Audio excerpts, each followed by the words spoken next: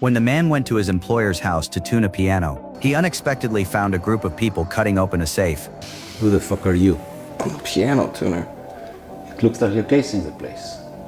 Looks like you're robbing the place. The leader Yuri explained. The owner wanted to replace the safe but forgot the password, so he hired them to break it open and move the valuables inside. To avoid getting himself into trouble, Nikki did not expose their lie. He only said the noise from the saw was affecting his tuning, then asked Yuri how much longer they would need to finish. As long as it fucking takes.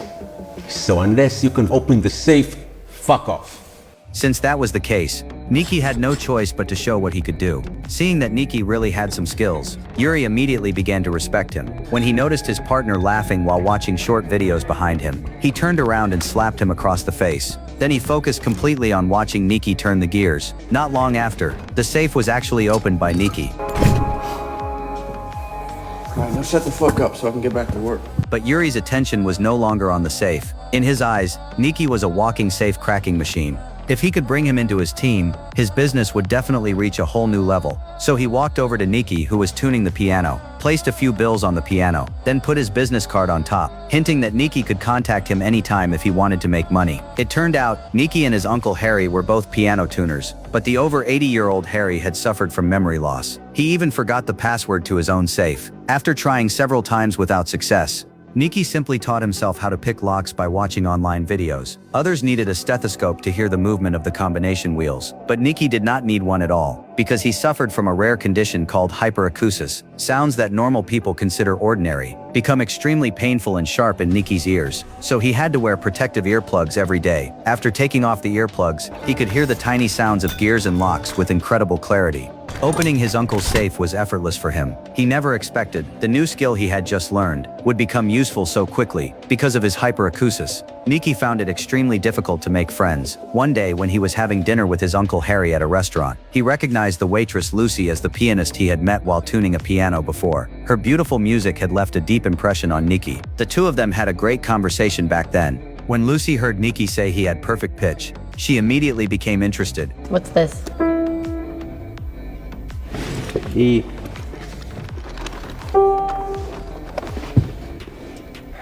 G. C. A flat. E flat. B flat. Close your eyes, you're cheating.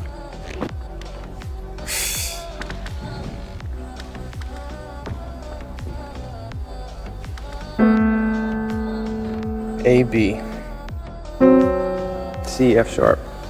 A flat, E, E7 flat 9.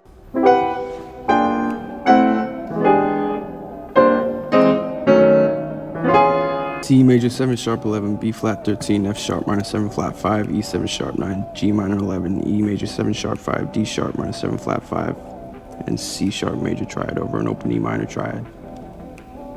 It's John's selection chord. Ordinary people with relative pitch can only identify chords by comparing them with a reference note, but being able to instantly name the notes in a complex ninth chord is a sign of top-level perfect pitch. This made Lucy feel much more attracted to the man in front of her. Harry clearly noticed it from Lucy's surprised expression. Seeing the thick books in Lucy's arms, he quickly asked Nikki to help her carry them and take her to school. But when Nikki returned to the restaurant, he saw Harry suddenly suffer a heart attack and get taken away by an ambulance. At the hospital, his aunt told Nikki with red eyes they might have to sell the family truck. Harry had stopped paying for health insurance several years ago. He already owed $3,600 in medical bills, and the future treatment costs would be endless. After hearing this, Nikki calmly said he would take over the truck. He would also find a way to pay the medical bills. Good afternoon, Mr. White.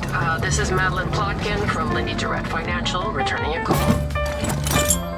Unfortunately, your insufficient credit history excludes you from a small business loan at this time. Several banks rejected Nikki's loan applications. Even when he worked overtime tuning pianos, the money he earned was still far from enough. With no other choice left, Nikki thought of the business card Yuri gave him. When Yuri saw Nikki coming to him on his own, he became extremely excited. He immediately revealed his real business. On the surface, he installed security systems for wealthy people, but secretly, he had already figured out where every safe in those houses was located. Every time he acted, he only took 1 or 2 expensive watches or a few diamond rings. Most rich people simply claimed insurance, then blamed the loss on maids or cleaners. So after so many jobs, he had never made a single mistake, afraid that Nikki would change his mind. He even paid him $1,000 in advance on the spot, helping Harry get through his urgent medical expenses first. But right before their first job, Nikki suddenly received a call for help from Lucy. The old house she lived in had a leaking roof, and it ruined the piano left behind by her grandmother. That piano was the only thing her grandmother left her.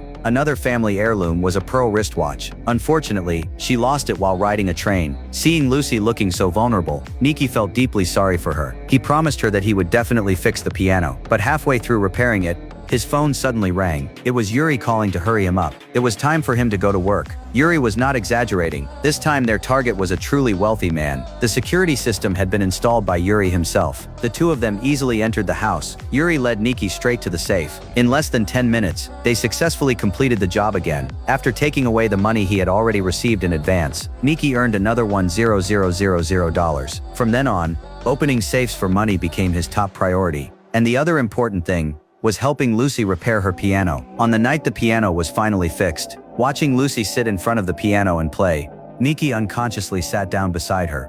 After the song ended, the atmosphere in the room suddenly became romantic. Do you still smoke? Fuck.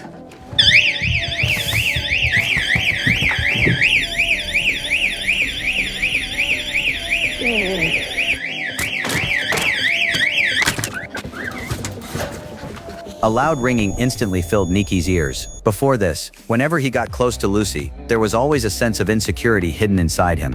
But after spending so much time together, he slowly forgot that he was different from everyone else. Until this attack of tinnitus happened, he suddenly realized he was still not a normal person. Nikki instinctively wanted to run away. He found an excuse and prepared to leave, but Lucy reached out and held his face, then kissed him deeply. In the days that followed, Nikki achieved success in both love and career. The safes kept opening in his hands, bringing him a steady stream of income.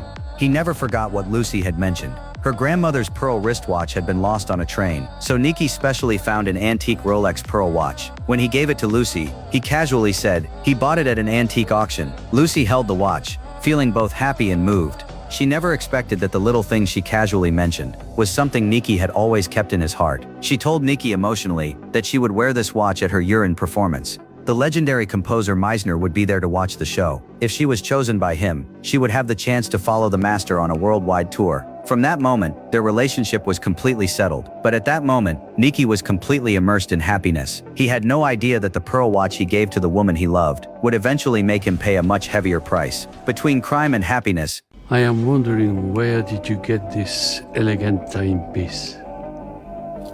My boyfriend gifted it to me. the master took the watch from Lucy's hand. He carefully looked at the engraving on the back of the watch. With just one glance, he confirmed that it was the one he had lost. This watch belonged with another matching watch as a pair. They were exchanged as wedding tokens by his grandparents back then. So he was very curious. How did Lucy's boyfriend get this watch? Seeing that her boyfriend was standing right outside the door, Lucy quickly walked out to ask him what happened. Nikki naturally refused to admit that the watch was stolen, but his hesitant words had already made Lucy vaguely guess the truth. She felt both embarrassed and angry. She turned around and walked away, but Nikki did not leave. Instead, he stayed behind and begged Messner, hoping he would not take out his anger on Lucy because of his mistake. But Messner refused to listen. He insisted on calling the police. Wait, just hear me out. You said there's a second watch. Prince Rolex, rectangular gold case, alligator strap. What if I can get it back? Hold on, please. When he heard that Nikki could find the other watch, Messner finally let it go. That night, he went straight to the gang's hideout. A few days earlier, his uncle had passed away from illness. The money Nikki desperately gathered still could not save his life. On top of that, the disappointed look Lucy gave him today made Nikki feel that his hands were unbearably dirty. He secretly made up his mind. Once he returned the other watch, he would completely leave this miserable path behind. When he arrived at the hideout, Yuri and the others happened to be having a party. The loud music and crowded people became Nikki's best cover. He took a deep breath, put on his earphones and moved toward the office. He finally pushed through the crowd of people partying, reached the safe and prepared to pick the lock. But this time luck was not on his side. He was still discovered. They grabbed him and dragged him outside. When Yuri heard that Nikki had tried to steal from his own gang, he angrily came in front of him. Even after Nikki explained why he wanted to take the watch, Yuri still took out an air horn and pressed it against Nikki's ear.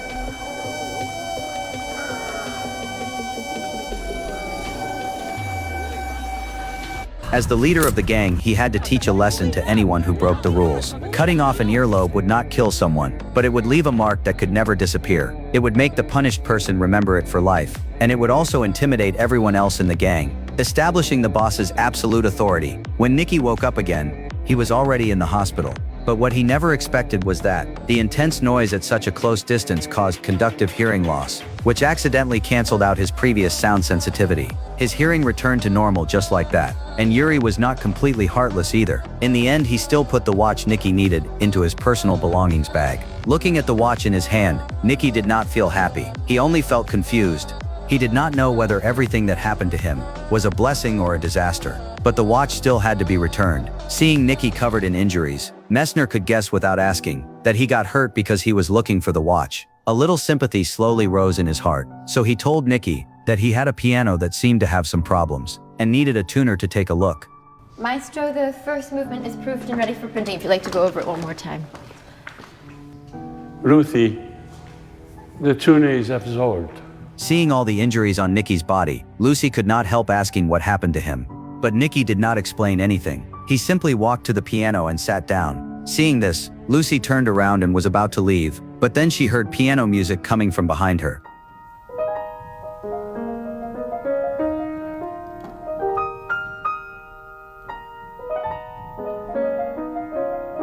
Nicky used to tell Lucy that he played the piano very well before he got sick.